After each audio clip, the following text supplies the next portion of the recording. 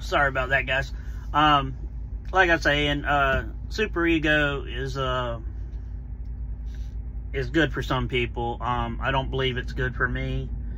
You know, starting off from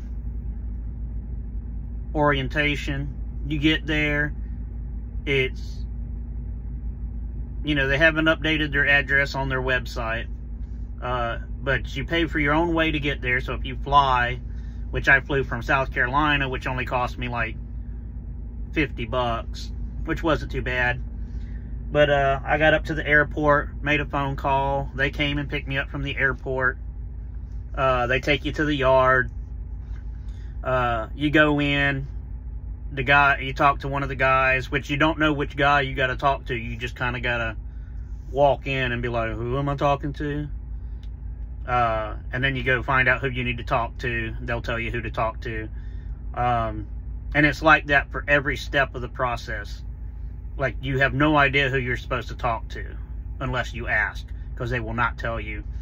At one point they said, oh, well, you know, after you're done with your truck, you need to talk, after picking your truck, you need to talk to safety.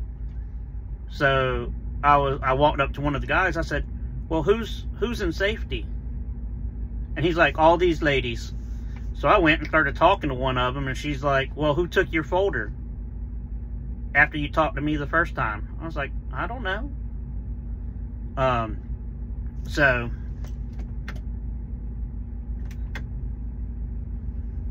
not very much light in here right now. Sorry about the darkness. It's getting a little dark outside, but anyway, they were like, well, who did you talk to? I was like, I don't know. And then they finally got me hooked up with somebody to talk to, and I go and talk to her, and she gets me set up with the trailer, and I have to go put my IFTA stickers and stuff like that on the truck, take some pictures of the truck, and come back and talk to her again. The ELD class and the accounting class are like 20 minutes long. Not a real big deal. They use an app-based ELD, which is weird, especially if you come from Omnitracs. Like, their ELD doesn't really do all the same stuff, because you know, with Prime, with the Omnitracs, after you sit the first time for 2 hours, your clocks would pause and then give you that 2 hours back that on your 14. But this one doesn't do it. So you just burn through your entire clock sitting at a shipper or a receiver, and it's a pain in the ass. I mean, some of you guys out there might know what I'm talking about. Some of you might not. But it's really weird, you know. You know, they let you get a truck 0 down. You can get a 0 down truck, and this is I got a 2022 Kenworth T680 with 136,000 miles on it, and I put no money down. Again, it's a base model, so it doesn't have anything. If you want to stay warm, which it's 35 degrees here, so as you can see, I got my thermals on. But you know, I try to I warm up the truck before I go to sleep, and then I go to sleep, and then I wake up in the middle of the night and turn the truck on for a little bit, and then go turn it off and go back to sleep. It's a pain in the ass, but you know, when my APU was out in my international at Prime, then I did the same thing. So of course, this one will idle, where the Prime trucks won't idle but 5 minutes. So it's easy to do that. I mean, you can get a trailer. If you do come here and you pick a trailer, man, look at your trailer. You know, they do dry van. After 6 months, you're supposedly able to go to a reefer, and you can run reefer if that's what you want to do. But you know, I got the first one they told me to look at. I went and looked at it, and it had holes in it. I mean, you know, your stuff's not going to stay dry. It's called dry van. So it had holes in it, so I wasn't going to take that one. And and I told him, I said, man, there's water in it. I mean, you know, I'm responsible for the stuff that gets put in it to stay dry. And if it's going to have water getting in there, even if it's just a little bit of water on the floor, you know, it's going to wind up making your boards get rotten and get your product wet, depending on where the water's coming from.